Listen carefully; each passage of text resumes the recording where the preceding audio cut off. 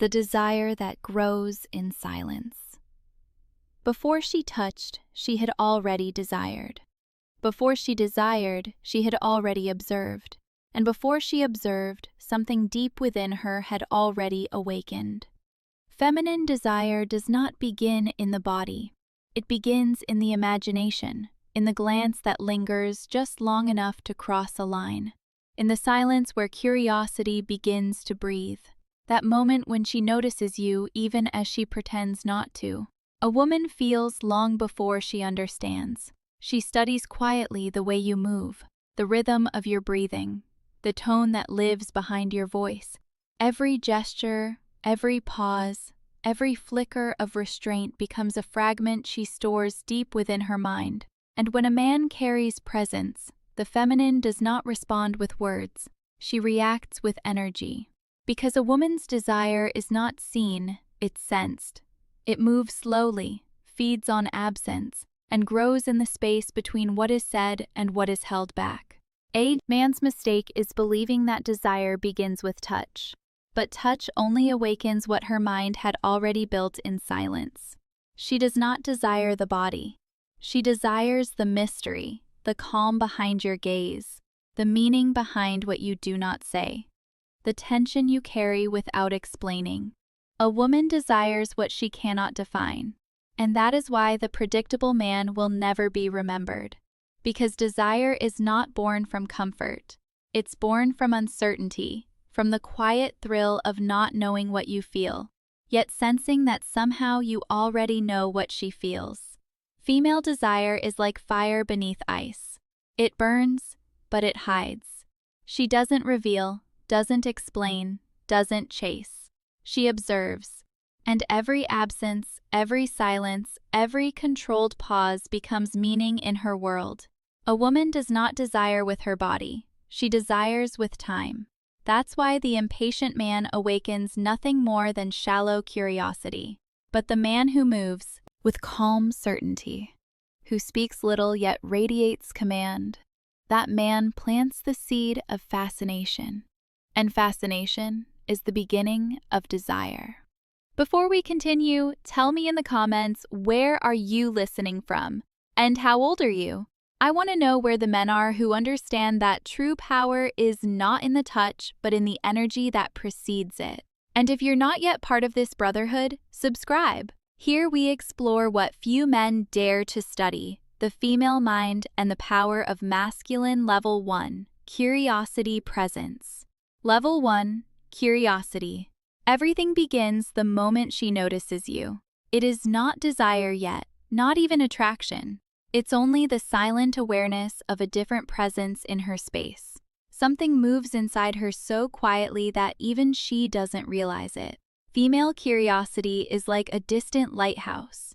It doesn't light up the whole sea, but it shines just enough to show her the outline of something unknown. She begins to observe, not in a hurry, not with a plan.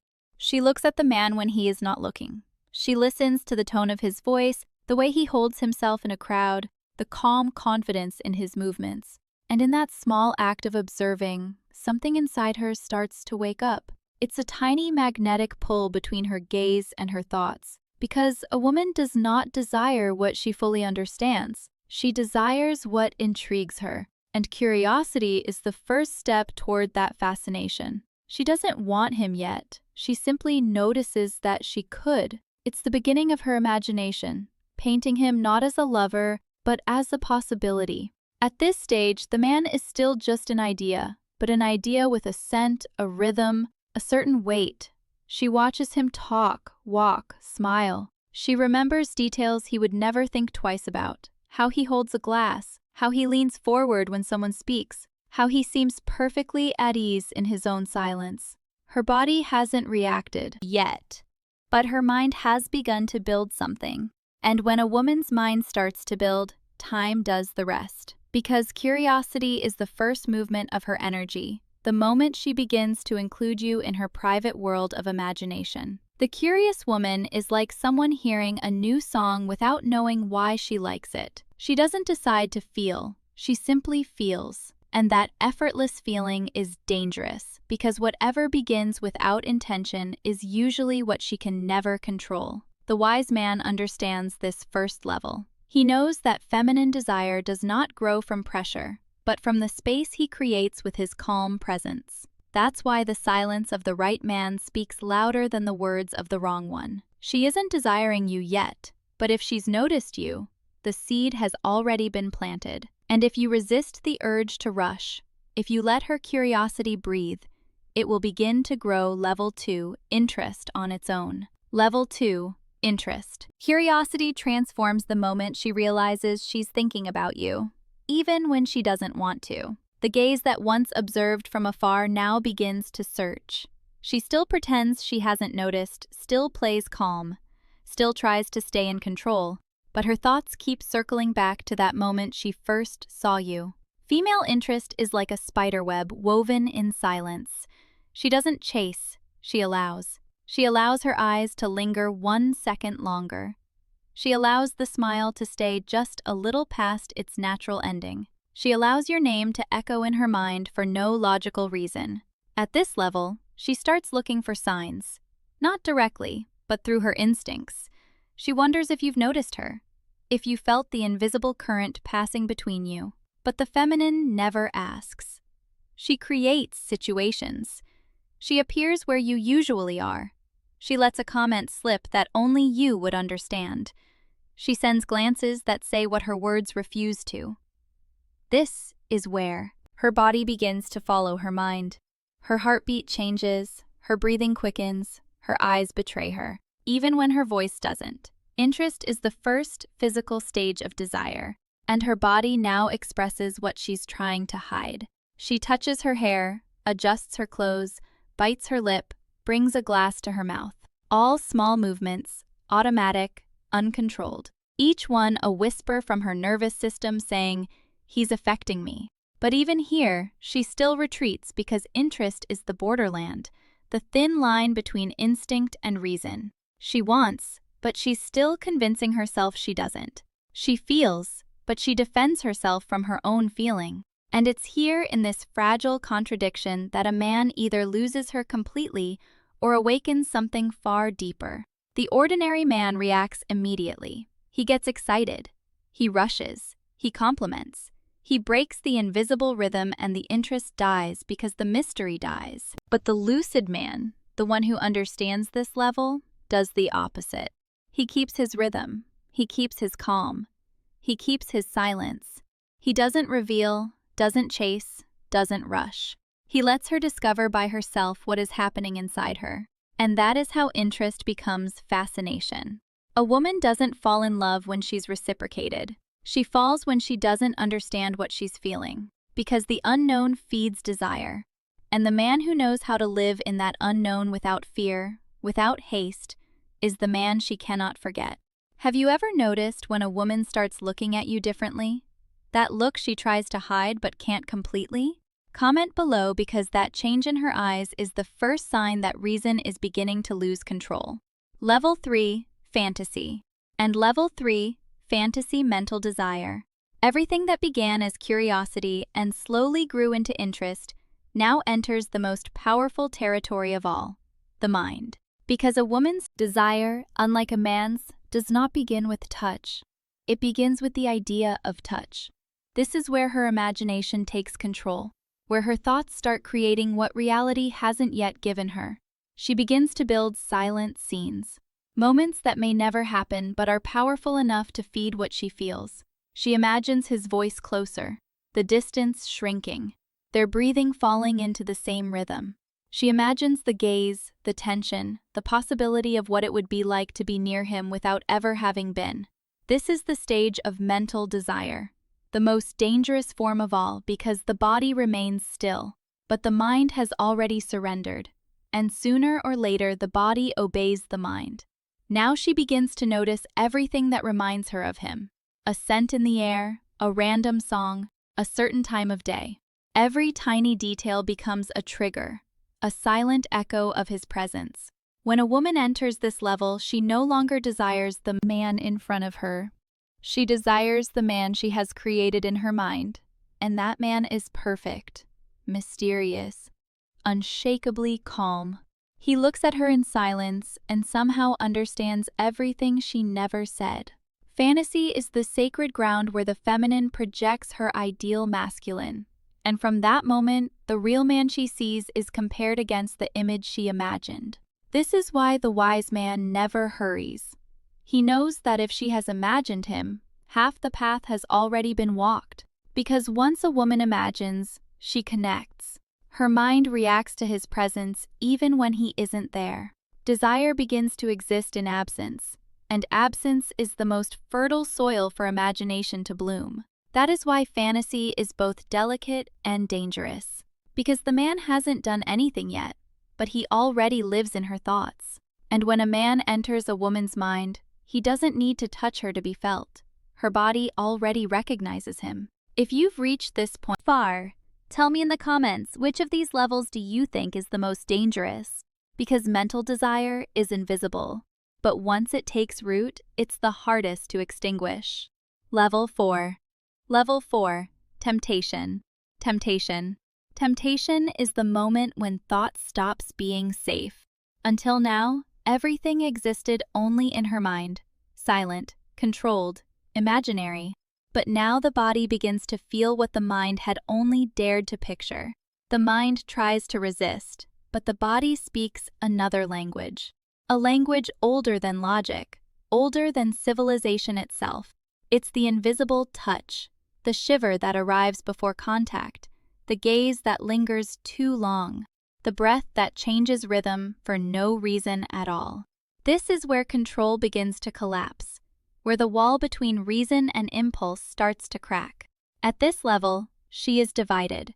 She knows she's being pulled toward him, yet tries to convince herself she's not. She distracts herself. She changes the subject. She avoids his eyes. But inside her, the awakening is complete. And when the feminine awakens, there is no argument, no logic that can send it back to sleep. Temptation is the landscape of divided consciousness. Her heart races, her breath shortens, and she whispers to herself, "Why am I feeling this way?" But no answer comes because desire is not rational. It doesn't ask for permission. It invades. She thinks about him when she wakes. She feels the absence of something she's never even had. She fights against her own body as if it belonged to someone else. And it's here, right here, that most men destroy everything. The impatient man mistakes her gaze for an open door. He rushes, he forces, he breaks the rhythm. And in that moment, her desire collapses. Because feminine desire cannot survive haste. It blooms only in tension. In the slow dance between danger and restraint, temptation is that danger, the thin line between wanting and resisting. The lucid man understands the power of that silence. He doesn't push, he doesn't grab, he waits. He knows timing is everything. He knows temptation is not proof of control, it's proof of trust being born. And trust is built through calm rhythm, not chaos. Temptation is the fire hidden beneath the ice. Outside, she appears cold, composed, but inside, everything burns. She's torn between the fear of losing control and the curiosity of what would happen if she finally stopped fighting it. And it's right there in that fragile space between fear and surrender that desire becomes unforgettable. Because temptation is not the act itself, it's the prelude to the act. The moment when energy is at its peak precisely because it's still contained. And the man who understands this truth knows he doesn't need to advance to win. Because what the feminine truly craves is not to be touched in haste, but to be felt with mastery, with presence, with patience. Powerful enough to make time itself hold its breath. Level 5 Control. After Level 5 Control, temptation invades her. Something changes inside her. The woman begins to realize that the desire which once ruled her can now be directed, shaped, used. The fire that once frightened her slowly turns into a tool. The gaze, the smile, the silence, everything that once made her vulnerable now becomes her weapon. Here, desire stops being weakness and becomes art. She no longer wants only to feel. She wants to see how deeply she can be felt. And her body, now aware of its effect, moves with intention. The approach is measured. The smile is calculated. Every word is placed carefully, as if it carries an invisible message meant only for him. But make no mistake, feminine control is not coldness. It is choreography. It is art. She isn't manipulating out of malice. She's exploring her own influence. She wants to confirm it, to see if he senses it, if he resists it, if he reacts the way her desire predicts. The game turns into a dance. She provokes, she withdraws, she observes, she repeats. And with every move, the tension grows because nothing is ever fully surrendered. This is where most men fail. The ordinary man collapses under the pressure of her tests. He gives in too quickly. He tries to please. He hands over control. And with that, he hands over respect. But the lucid man, the one who truly understands the feminine mind, recognizes the movement for what it is, a test. He doesn't react. He doesn't chase. He remains unmoved. Not because he's indifferent, but because his power is centered. He knows that true masculinity is not about controlling her, but about not losing himself when she tries to. And that is what makes her respect him. Because in that calm, firmness, she senses something greater. Mastery, and mastery destabilizes her. The control she thought she possessed starts to dissolve before his stillness. It becomes a silent collision between two opposite forces. The feminine that seeks to test her power and the masculine that proves his without ever raising his voice. This level is dangerous because now the woman is fully conscious of her own desire. She knows what she awakens. She knows what she provokes. She knows she is the center of attention and she enjoys it. But the more she controls, the more she becomes bound by her own energy. Because desire, once turned into power, stops being light, and what was once pleasure starts to feel heavy. Have you ever noticed a woman desiring you while pretending not to? When her eyes say everything, her words try to hide. That is this level. She's no longer the woman who simply observes.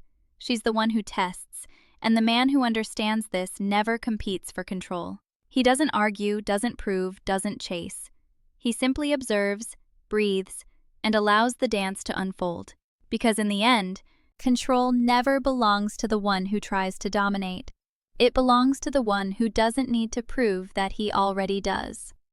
Level 6. Hunger. Level 6. Hunger and the need to possess. There comes a point when desire stops being delicate. Fantasy, control, provocation, all of it dissolves before something stronger. She no longer wants to imagine. She wants to feel. She wants presence. She wants the warmth of touch, the weight of something real. The body now speaks louder than the mind. And the feminine that once played with fire now wants to burn completely. Curiosity turns into urgency. The hunger is no longer soft. It's raw, instinctive, olive. And it is not just physical. It is emotional. She no longer wants the man for who he is. She wants him for how he makes her feel. Her gaze changes. There is no disguise left. No pretense. No games. She looks at him like someone measuring the distance before crossing it.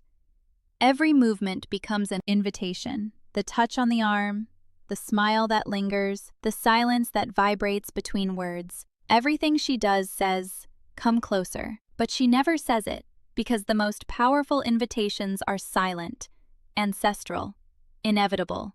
This is where most men get lost. They confuse desire with surrender, passion with depth. But the lucid man knows the difference. He understands that even when desire consumes her, the feminine still seeks safety in his energy. She wants his touch, but she wants to know what it is made of. She wants to know if his warmth comes from presence or from lack. If it is presence, she opens. If it is lack, she retreats. Because female hunger is not vulgar. It is spiritual. It's not the hunger to be used. It's the hunger to be understood. She wants to feel that her body is seen beyond its shape, that her essence is recognized, that her energy is received by a man strong enough to hold it. She wants to feel his calm in the middle of chaos, his control in the middle of instinct. Because what truly awakens the feminine is not the touch itself. It is the mastery within the touch.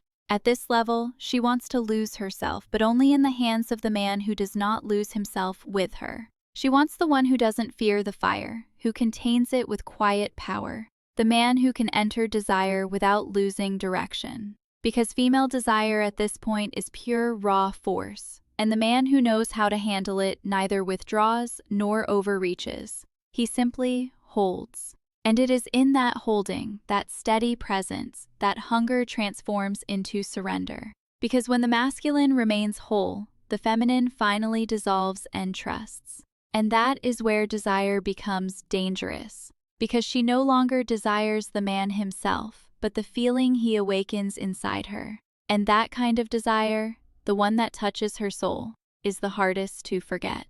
Level 7. Obsession. Level 7. Obsession. And the domination of desire. Every fire that is not contained eventually consumes its own air. And that is exactly what happens when desire transforms from a feeling into a need. The woman no longer desires just the man. She craves possession over what he represents. Her mind no longer rests. What once was light curiosity becomes an endless search. She looks for signs, a message, a glance, a trace of his presence. She wants to know where he is, who he talks to, what he's thinking. But what she truly wants is to feel again what she felt when he was near. That pulse, that spark, that aliveness. Desire has turned into withdrawal. She's not seeking him anymore. She's chasing a sensation that once lived through him. At this stage, the feminine has lost her center. She no longer seeks the experience itself, she seeks its repetition. Her body aches for the return of something it cannot name, and the man in her eyes ceases to be a person. He becomes a symbol of everything she wants to relive, of everything that made her feel alive, desired, complete. Obsession is the reflection of a lost center. It's the moment when desire stops being a choice and becomes an emotional prison. She pulls away, tries to forget, but the thought returns like a shadow. She tries to extinguish it, but her body remembers, because memory and desire are made of the same material. And the more she tries to forget, the deeper her unconscious holds on. At this point, female desire ceases to be instinct. It becomes energetic dependence. She doesn't want the man anymore. She wants the feeling he creates. She wants the mirror he represents, the power he awakens, the intensity the world can no longer offer her. The obsessed woman doesn't crave the real. She craves the meaning he gives her. She wants control over what she feels. But that feeling already controls her. It becomes a silent war between reason and instinct, between the fear of losing herself and the pleasure of continuing to feel. Obsession is love unbalanced, the tragedy of emotional dependence. She no longer loves the man. She loves the effect he causes in her, and that effect is addictive. She seeks him like medicine, even when she knows he's the poison itself. The wise man recognizes this limit. He senses when enchantment turns into domination. He does not feed the fire once it begins to devour itself. He steps back, not out of cruelty but out of mastery, because true power is not in being desired, but in not being imprisoned by the desire of others. The feminine at this level consumes itself, and the masculine who understands the cycle does not fight the fire. He witnesses it. He watches it burn, and when it finally turns to ash, he does not mock it.